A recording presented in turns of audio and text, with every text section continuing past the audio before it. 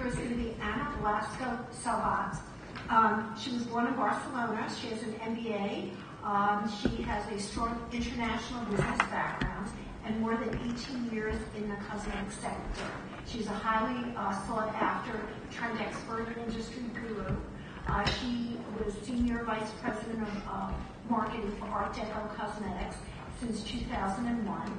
And before Art Deco, she spent 9 years with the P Group in Barcelona, first as a brand manager for the perfumery division, and then as the Deputy General Manager and Marketing Manager for brands such as Aegir, Acna, Paris, many brands. Thank you. Thank you, everybody, for this chance to be here to share with you. As I was born in Barcelona, but I live in Germany since '96. Artico is a German company, so I will try to explain in my English the best I can.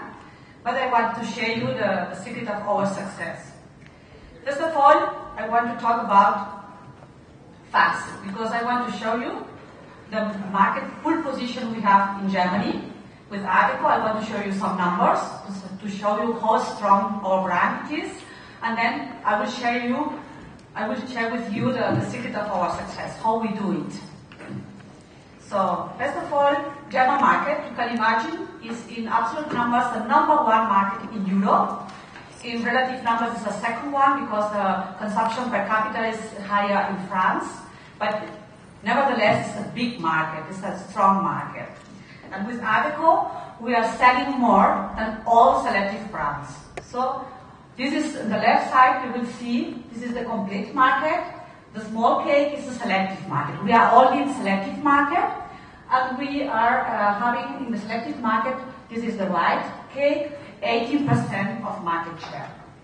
In terms of turnover, in terms of sales, we have more or less 40% because we have a very good price position compared to the other selective brands.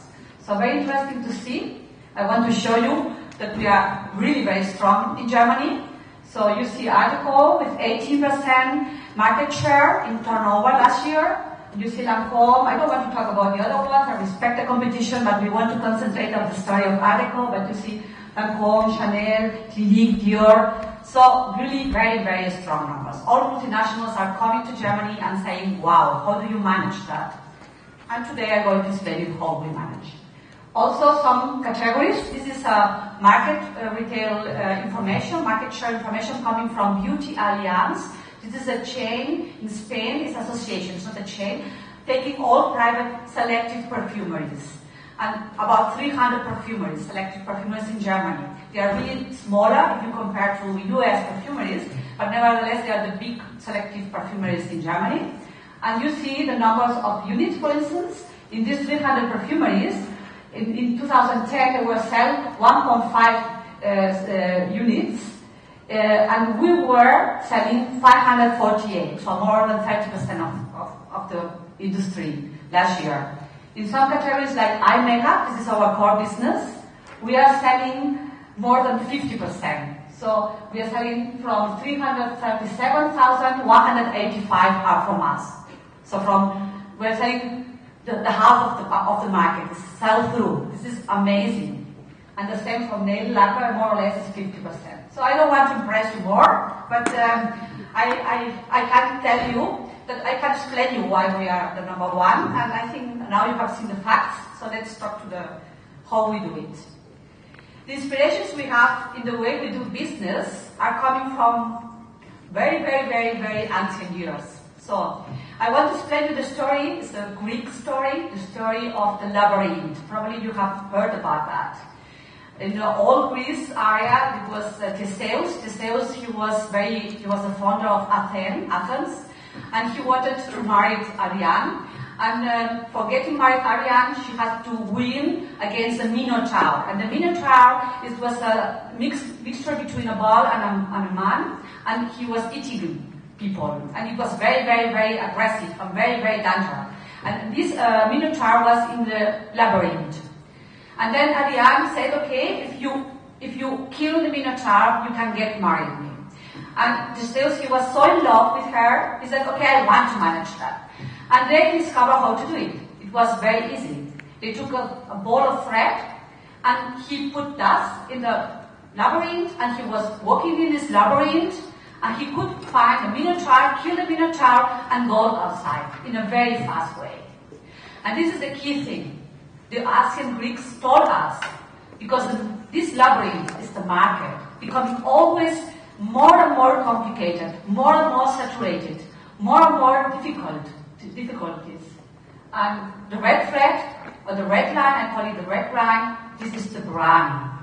And this is the key thing. If you keep talking and keeping consistency to this brand, it can be stars outside, it can be price market, it can be whatever it is, you have this red line. You have this red line, this brand, this branding, the art of branding. If you get that, then you can manage everything and you can get the full position like we do. And this is the key thing. I have to tell, it's very easy when you don't have this red line or this kind of branding. What happens? Many times people are becoming crazy because the market is becoming complicated and they start reducing prices.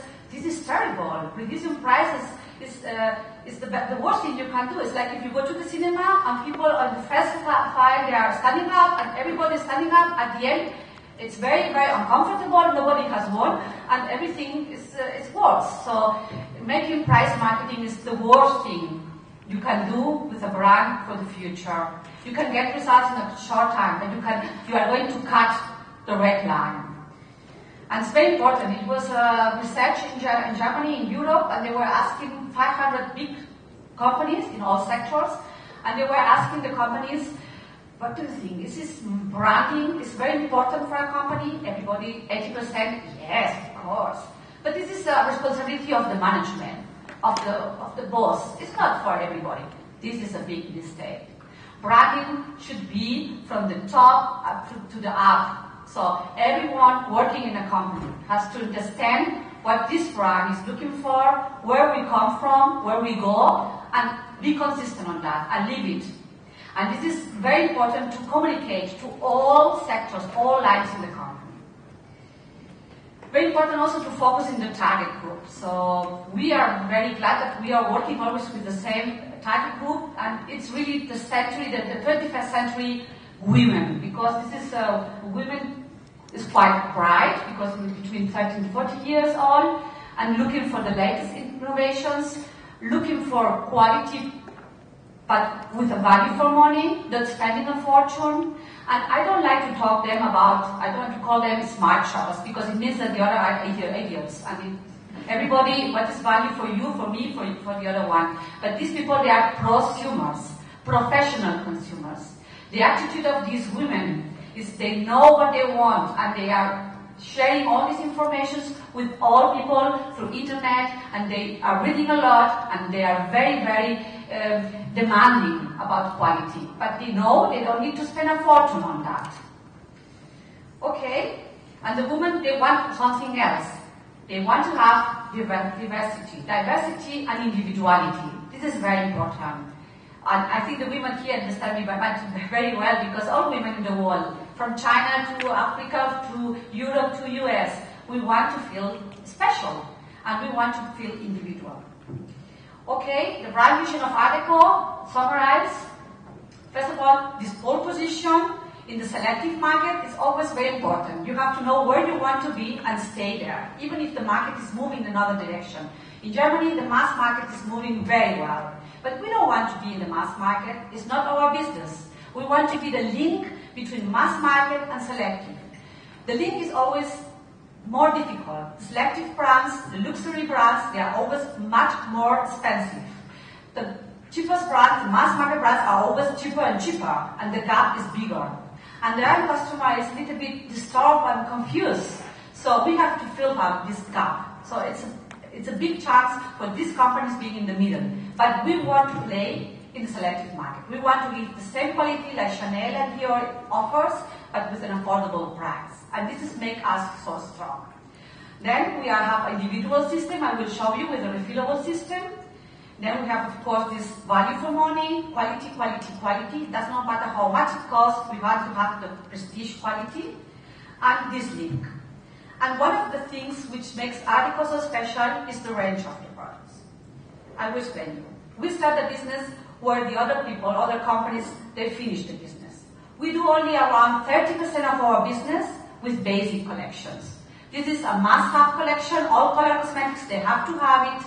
But here we have a big chance of colors, we have a big range and the best quality, but nothing else. This is the standard, must-have.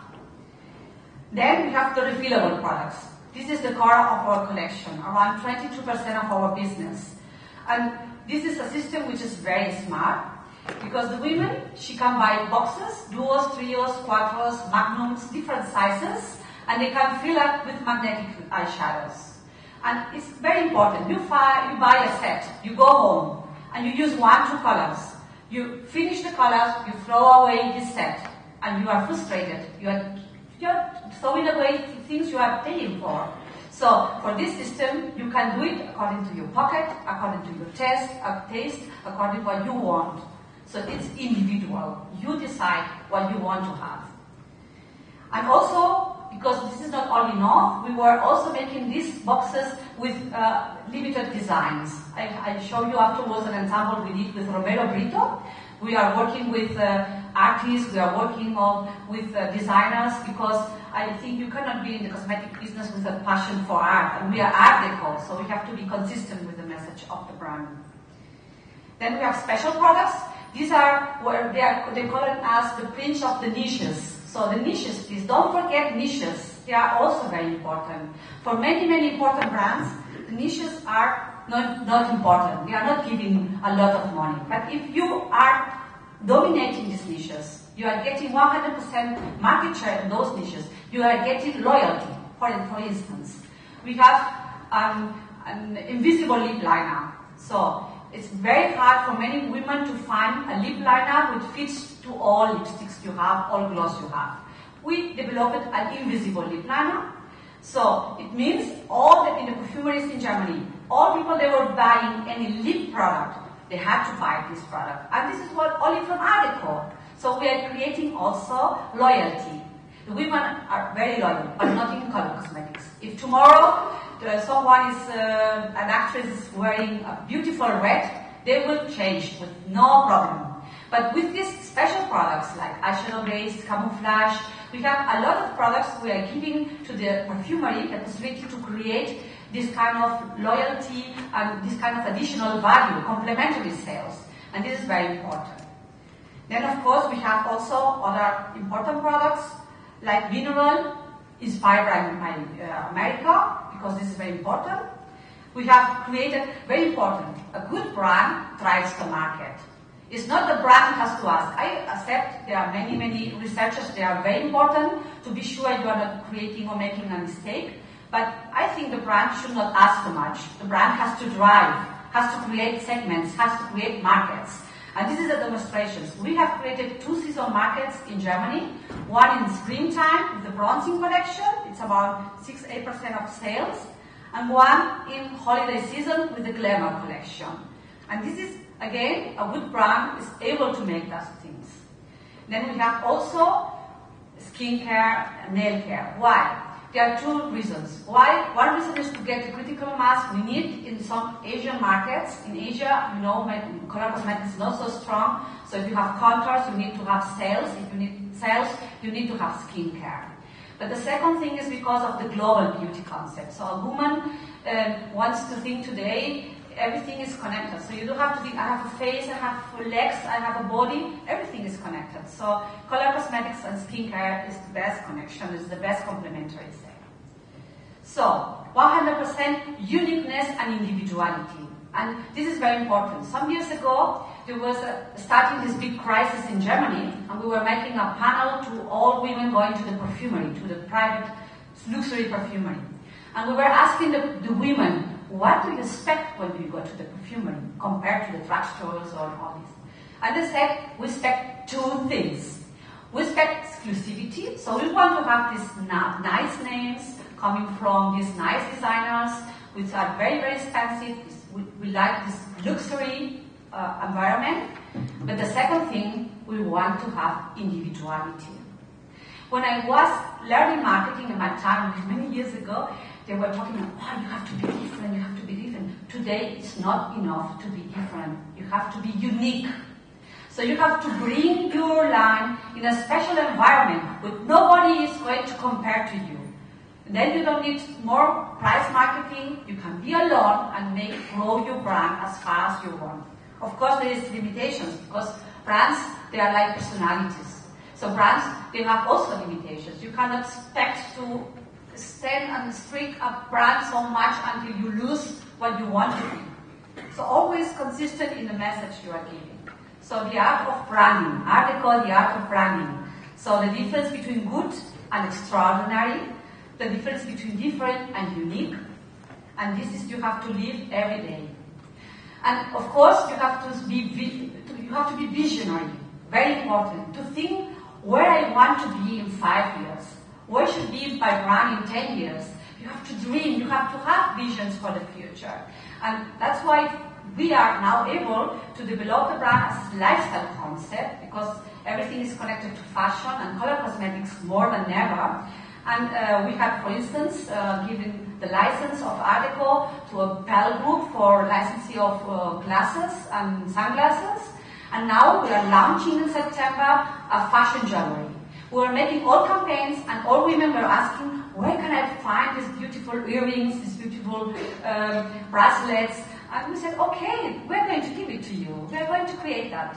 It fits with the philosophy of the brand. So you want this, we're going to give that. So it means you can develop the brand always with new ideas, with new ways, but always being trusting the principles, the partnership, what you have created. Even the storm is coming, and it's easy. So many times the drugstores, they call us every year, please come to us. People, they are expecting to have article in the drugstore. Say, thank you very much. It will be a great business for us, but it makes no sense. It's not the proposal of our brand. It's not our business. So we have to keep loyal to the origin of the brand, developing this in the future, but keeping loyal. So to finish, I know, I love to talk. Only very examples. Of course, we do a lot of marketing examples, so like many things, like not only campaigns, also social media, etc. But it's what you do. For instance, here we did a special collections with Romero Brito and a charity. And this was the beginning of Romero Brito big development. Now you go to Miami, he is making everything. At that time, many years ago, we were one of the first companies, and we went to Video1 Cosmopolitan, Video1 in Germany because of that, because it was a great marketing and charity. So we did 10% of the sales we did with this piece of art. This was the box of Romero Brito. We were giving in charity. And the women was bringing home not only a refillable box, they were bringing a piece of art, and they could collect that. And this makes the brand again more valuable. So I'm finishing. I know I have to finish. So the great magic, you need luck, but you can look for that luck if you are having this kind of creative mind. This is part of our DNA. We empower it, we nurture it, we live it with passion. And today it was very nice in the beginning when I was attending the first session with Stella. They were talking that this industry can give a lot of stories to the markets, and this is the key thing. I love this industry because you can explain so many stories on that. You can really make people be more happy. And I said to my boss many years ago, the future belongs people, they can't explain stories. I say the future belongs to us, and this is the industry of the future, even with high crisis. So I'm really happy that all together we can be there and we can fight against this minor tower in the labyrinth, the market. Bye-bye. Thank you.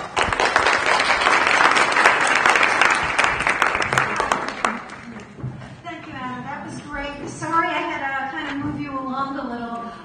In fact, when I've done this session in the past, I usually management and sales for companies like Elizabeth Arden, Escada, and Urban Decay. Her wide-ranging experience in sales and marketing operations and international distribution enabled her to create a multitude of relationships around the world with retailers and suppliers.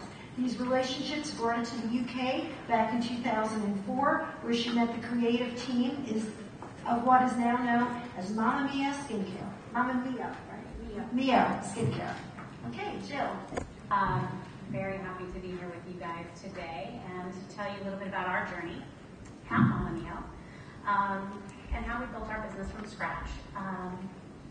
For those of you who don't know who we are, at Mamma Mia we create high-performance skincare and spa treatments, giving women fit skin at every stage and any age. The Mamma Mia team. 3 of them living in the UK, myself living in the US. We all come from unique business backgrounds, and most importantly, truly love what we do. Has a serial entrepreneur is basically what I would call her, and what she has a long track record of some amazing adventures, as I like to call them, restaurateur, advertising, film production, and founder with one of our other partners, Kathy Miller, of a brand development firm that focused on beauty and drink. I won't say any more about that. There's 2 things she loves. Kathy Miller, who's not here with us today, acts as our creative director at Mamma Mia, and like I said, is from a brand building background and expertise. Tanya Mackay and myself joined the team a little bit later. We needed to kind of balance out the hair color. But Tanya acts as our, like I said, marketing director and PR director, and then myself run sales and US business here on this side of the pond. My background is, she doesn't have the cheat sheet. I have the cheat sheet, so it will be interesting to see how we do together. Incredibly addictive industry for a long time. Prior to starting Mamma Mia, my previous role was with Urban Decay. But the past 24 years, I have worked for large cosmetic companies, small cosmetic companies, and really what I've learned is that the entrepreneurial side is a much better fit for me. I actually started this business as a fragrance spritzer. So don't put your nose up to that one if it comes your way. But a friend of mine, her mom was a coordinator in the stores, had somebody call out, made us go in and stand there and demo fragrance. And quite frankly, I kind of fell in love. So my career started where it really matters, the consumer, touching the consumer and learning the business from the ground up. What I really liked about that was the entrepreneurial side of things was that I could action initiatives without the dollars that the big boys had, but really make a difference and see a difference one-on-one with the consumer. In the early 90s, there were some unique brand propositions that were coming around. Urban Decay to be one of them, Hard Candy, Stila. They all arrived on the scene, and I joined the barely started edgy Urban Decay from the safe traditionalist family of Biscotta at the time. So it was a big departure from that security, but still family-owned kind of entrepreneurial spirit. What I loved, or what I should say, they were interested in me was that I had the cosmetic experience. What was interesting, or what I was interested in them, was that they didn't. That was really intriguing for me. They were business people. Sandy Lerner was the founder of Cisco Systems. Doesn't get much better than that, learning business from the woman who created Cisco Systems. So that was the start of how to really effectively build a brand outside of what we knew as the norm then. There were just things that you did in the beauty business up until that time. With Urban Decay, we went as far out of the box as we possibly could. Oil drums as tester, or a tower to hold our testing unit that was made out of safety glass. Nail polish bottles that were pharmaceutical bottles that we somehow figured out how to put a brush in. And the color, totally known for color. But have you ever really looked? It was really looking at things that people never really saw or chose to view as not so attractive, or in other words, ugly. If you've ever really looked at rust on a fire escape, or quite frankly a roach, there's actually a lot of beauty in it. And that was really the positioning of Urban Decay, is really think outside the box.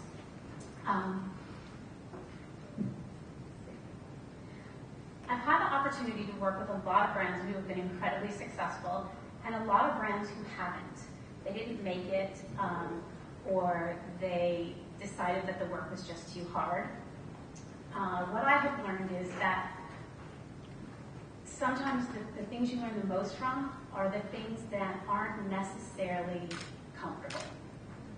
They're the things that aren't going to stand out at you. You don't want them to happen, but those truly will be the things that you learn the most from. So my message in that is stay in the game, and even when it gets uncomfortable,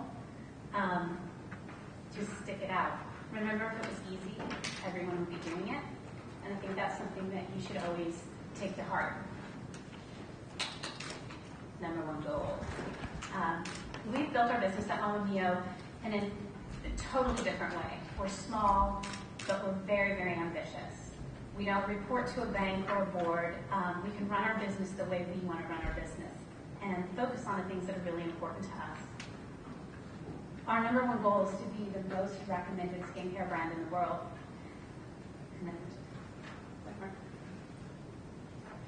By helping women feel confident in their skin, one woman at a time. So it doesn't sound so crazy when we say we want to be the most recommended skincare brand in the world when we tell you we want to do it one woman at a time, because there is an enormous amount of emotion in that. What if you can measure the success of your brand by how many women you've positively affected, rather than just how much money you've made or the top or the bottom of the P&L? Let's be honest, they're really closely linked. If you can make a difference to a lot of women, you will have sold a good amount of product and sales will be healthy. How refreshing and rewarding to focus on the women versus the bottom line. My message here is don't be, well, I should say, we've chased the dollar at Mama Mio, and it wasn't the right business decision for us. What we realized is that we need to do it our way. So the message is, don't be afraid to do it your way.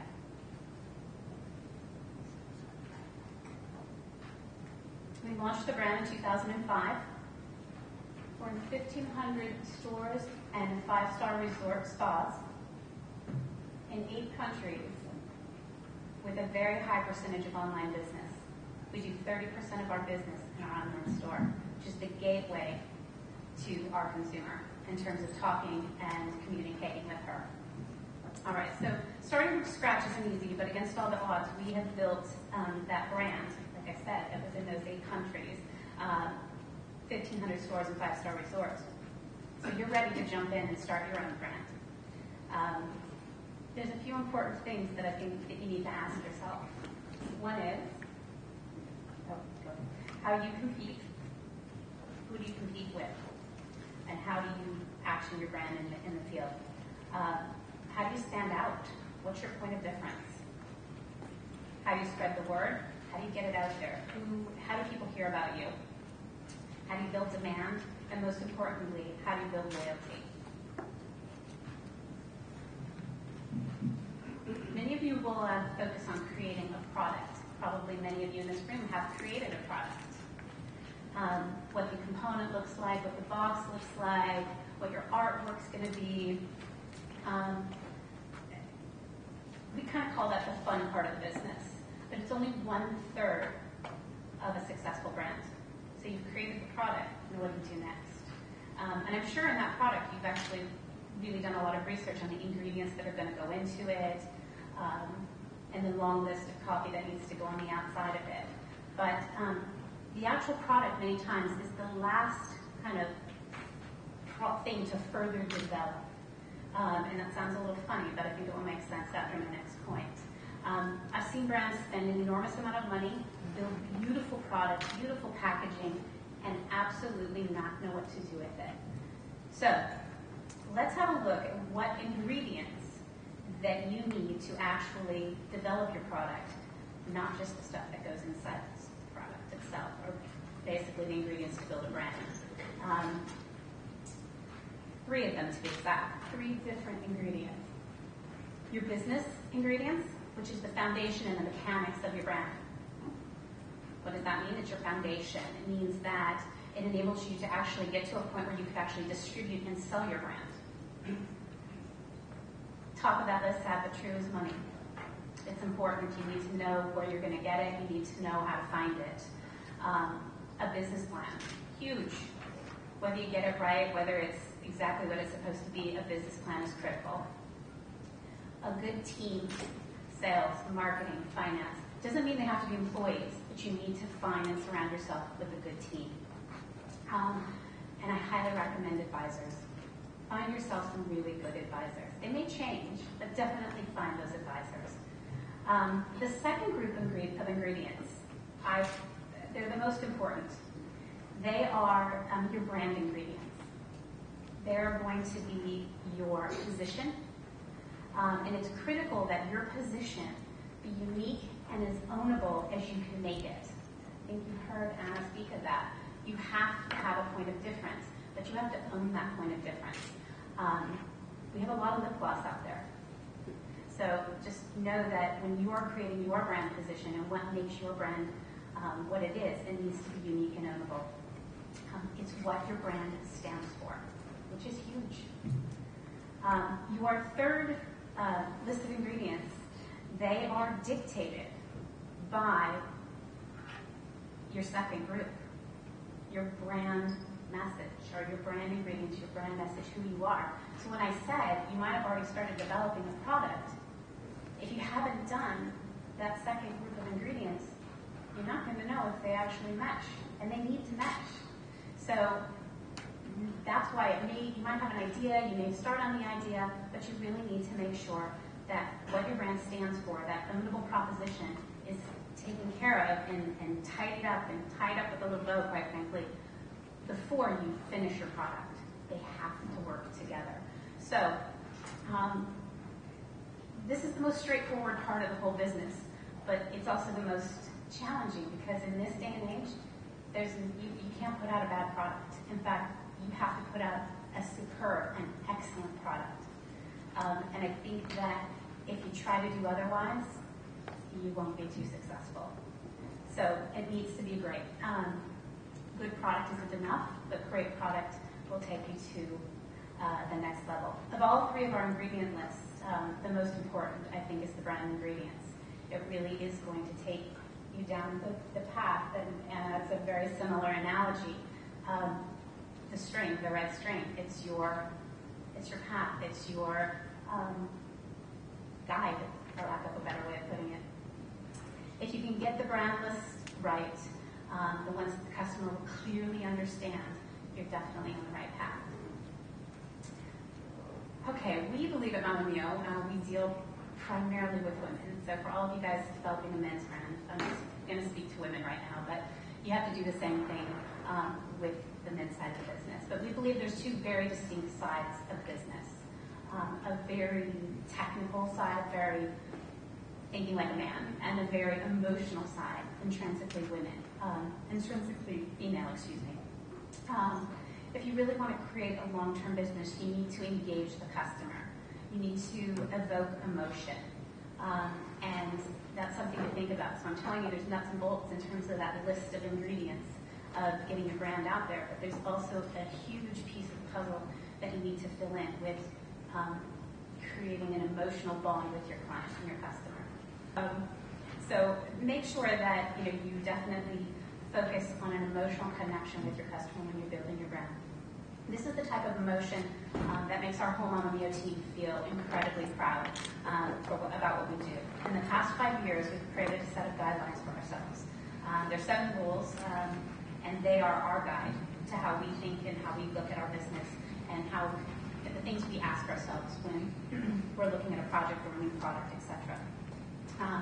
But before we get there, what are the vitals every entrepreneur needs to consider when building a business from absolute scratch? Will the investor want to be a part of it? I'm sure if you're building a business, you're going to want someone to invest in your business. Will the consumers want to be a part of it? It's great to have a great idea, but does anyone else think it's a great idea? Will that product or brand give you the success you deserve? And as passionate as we are about what we do at Mama Mio, I think we truly love what we do. So there's a piece there that I think is critical to loving what you do so that you can create that emotion with that client or customer yourself. Eleanor Roosevelt says, learn from the mistakes of others. You can't live long enough to make them all yourself, which I happen to really love.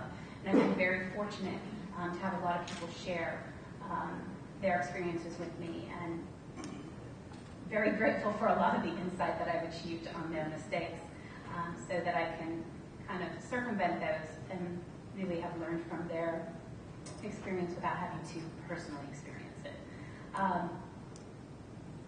So here's a few of our basics. Have something that either is or sounds genuinely new. So this goes back to that unique proposition. Give it the why bother test. Really ask yourself, will someone want to bother to buy this product? Remind yourself of that daily and really listen to what people have to say. It's really easy to just brush aside their comments, but really listen to what they're saying. And we consistently ask ourselves, should we do this? Why bother? There's a why bother test. Great things. Don't follow trends, really. It's about creating something, again, that you have to ask yourself, why bother? So it's not, don't follow the trends and the fads. And I think more the fads than the trend. If there's a trend out there in terms of a category, lip plumpers were big for a long time. Now we've got eyelash growth. You might want to jump on that wagon. But if it's a fad, then we look closely at it. But you never want it to be your brand. It might be a product that's a part of your brand, but never want it to be your brand. Have a clear idea of who is going to buy your product or service. Who's your customer? You were very clear about who your customer was. What does he or she want? How do they feel? In our case, how does she feel? Know how to talk to them. How will they know you exist? How is that person or consumer going to know how to find your brand and where you're at? Editorial gives us credibility, gives us much press as you can get, and that doesn't mean traditional press. There's a whole lot of other press out there these days. Use an ownable and unique brand tone of voice. How we talk to our consumer on Mio is really unique. It's really us. Find your voice. Be surprising and distinctive in all of your communications. I don't know about you guys, but I get an enormous amount of email communication, mail sent to me. I get a lot of stuff, so make it unique. Would love for all of you to go on their website and check out what they do. It's pretty amazing. But it also enabled us to allow a group of people to be introduced to our brand that had never heard of us. So really think out of the box. Use alternative ways to, quote unquote, advertise your brand. It doesn't just mean a full page ad in a magazine anymore. Deliver on every level. It's critical. Service, quality of product, the complete brand experience. It's a must-have. We get an enormous amount of communication from our customer. We have to basically make her feel very special. Her opinion, her business, her satisfaction, it all matters. If she is unhappy with us, she's going to tell 5 friends, but if she loves us, she's going to tell 10. So it's really important for us. It takes us back to what our goal is, which is to be the most recommended skincare brand in the world. And if we don't do that right, we're definitely not going to hit that goal. Have a plan. Should be probably closer to the top of the list without nailing down all the previous points, but a plan is really important. It's important because without a plan, no investor is going to believe you can run a business, no matter how great your idea is. And you have nothing to measure your success or failure against, and that's really important when you have a new business. There'll be a lot of guesswork in it, but use it as your roadmap. It's definitely kind of the GPS of today. Join in, get involved, CEW, ICMAD. There's a ton of places that you can get resources. I kind of jokingly said how I started in this business in terms of freelancing. It's something that I think is really important. Jump on the floor, go meet the customer, volunteer or intern, I guess is the new word. Intern with your suppliers, intern at a warehouse, learn how the business works. It's really important. Stay on top of what's relevant as well, so you want to stay fresh. Remember, if it was easy, everybody would be doing it. So note that there's a lot of sweat equity that you need to put in. There is a lot of perspiration that you will experience. And love what you do. Absolutely love what you do, and ideally love who you do it with. This is my business partner, one of them, Sean. And out of having 4 people in a business and never having an acrimonious time, I think we're pretty dang lucky. So when you're thinking about all the ingredients you need to succeed in your business, remember that the ingredients that create emotion are still the most important and the most valuable. And if you create emotion, whatever you're selling is going to be a success. Thank you very much, Sheila. I'm sorry that I've been trying to move everybody along.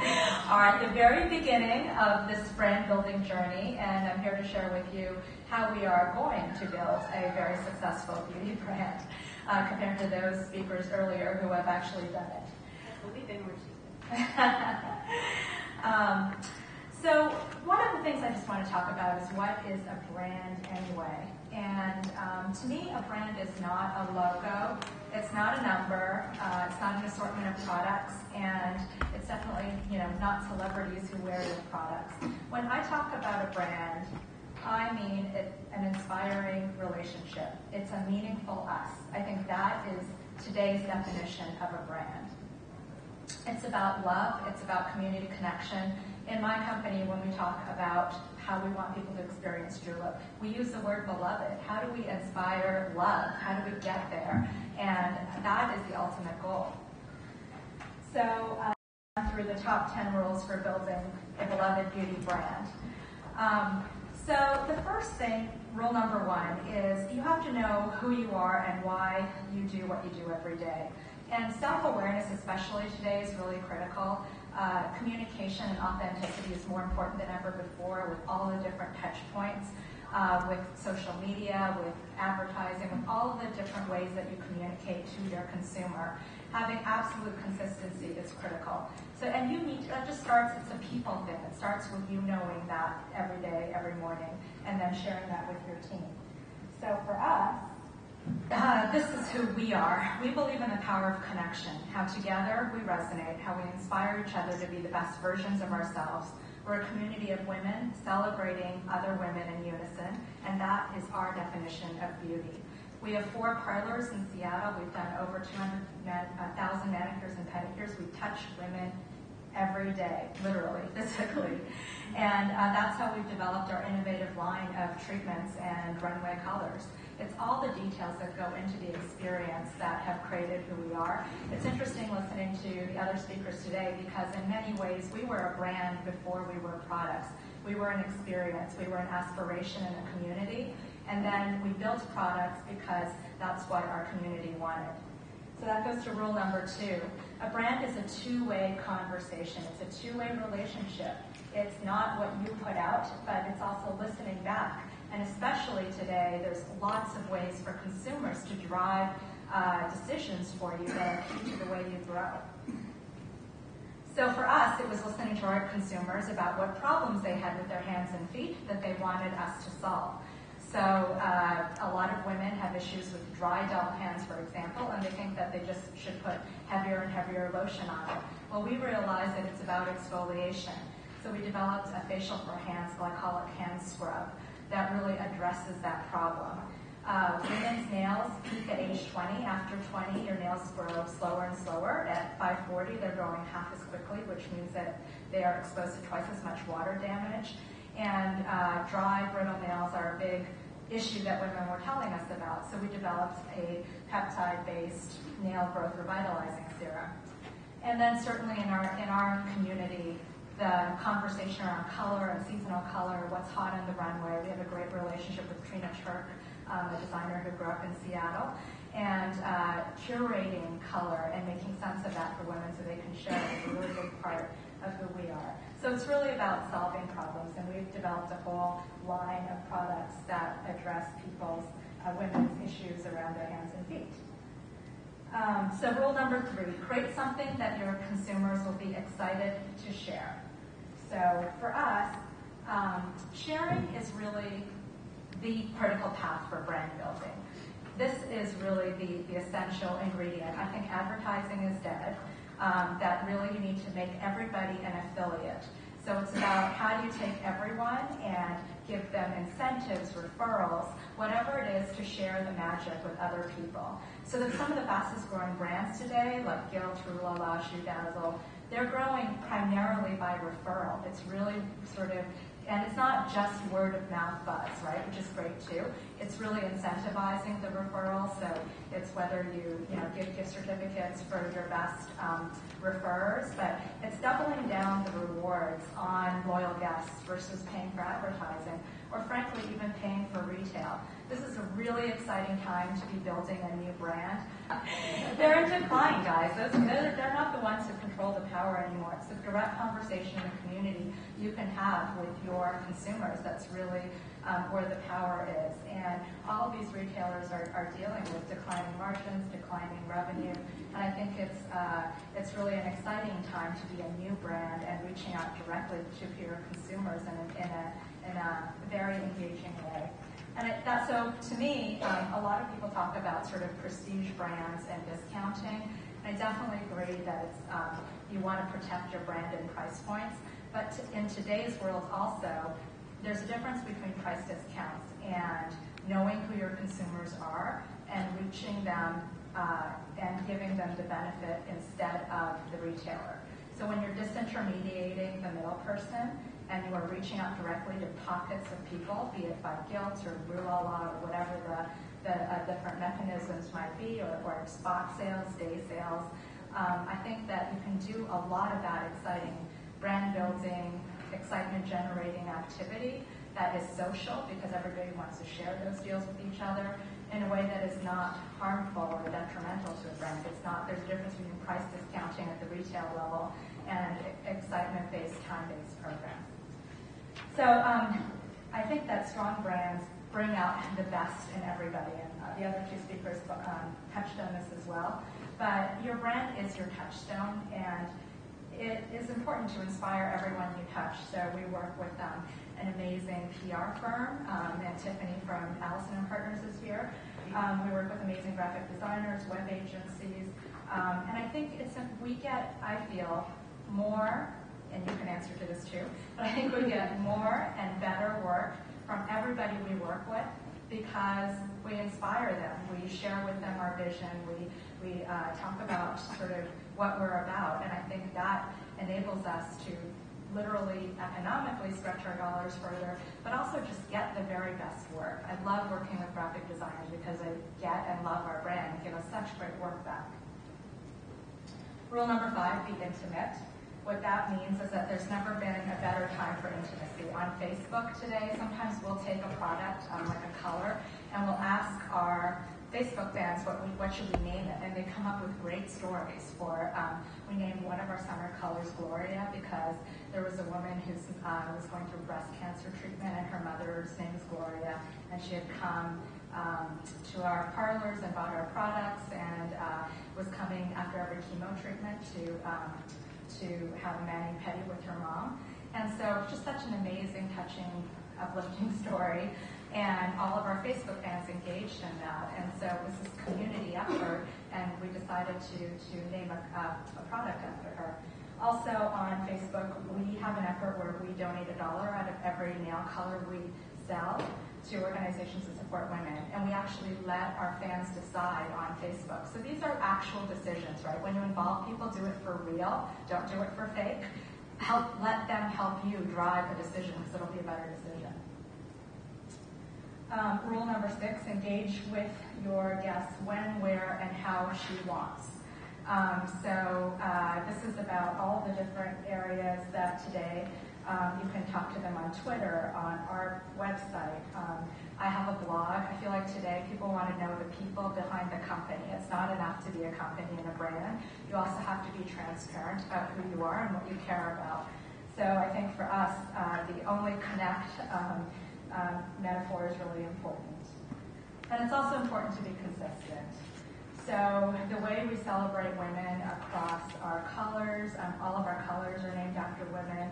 Then we also donate, sometimes when we name a color after somebody like Jamie Presley, who is a big julep fan, and we asked her what her favorite charities are. So this month we're featuring her favorite charities, and we're voting on those. But it's also, I always say that if you were in our management room, that you would be even more proud of us than you are knowing what you know today. Every decision we make, whether it's healthcare for our employees or other ways that we support women in our company, the Girlfriend's Oath with our vendors, we're very consistent. And then being relevant is important. So really quick one. For us, hands are the new décolleté. It's where people are worrying about signs of aging. So develop products that meet those needs. Be relevant socially. We have a great new color called Pippa because of all of the enthusiasm around the recent royal wedding. Every bottle, every product, every SKU is a conversation. And then it's really important to be the expert. In today's environment, it's all about content. It's about, do you own relevant content? So look through your brain, search your business, figure out what do you have to be expert in, and what do you have to own in content. We are able, because of our parlors, to have video expert tips on our website. We're always sharing the information that we have, and that's the way you build a brand. You have relevant things to help people solve their immediate problems. And so it's also great when you're recognized for that in national publications. Let me just get through that. And then the final piece is just to grow and evolve. That I think all of us have said this, that you have your plan. But the most important thing about having a brand is that, and knowing what that is that it gives you permission to do other things. So as long as you don't deviate from the core part of your brand, when you're asking yourself, should I do this or not based on business opportunities, then you can have a clear-cut yes or no answer, and it's not taking every decision from scratch. But there's definitely a lot of exciting evolution today in the market, and especially in the beauty space, because women are social, and there are so many exciting social shopping and social media and conversations that are happening in many, many different places. So this is a really great time to be building a beauty business, and I hope you guys will all join me in starting great companies.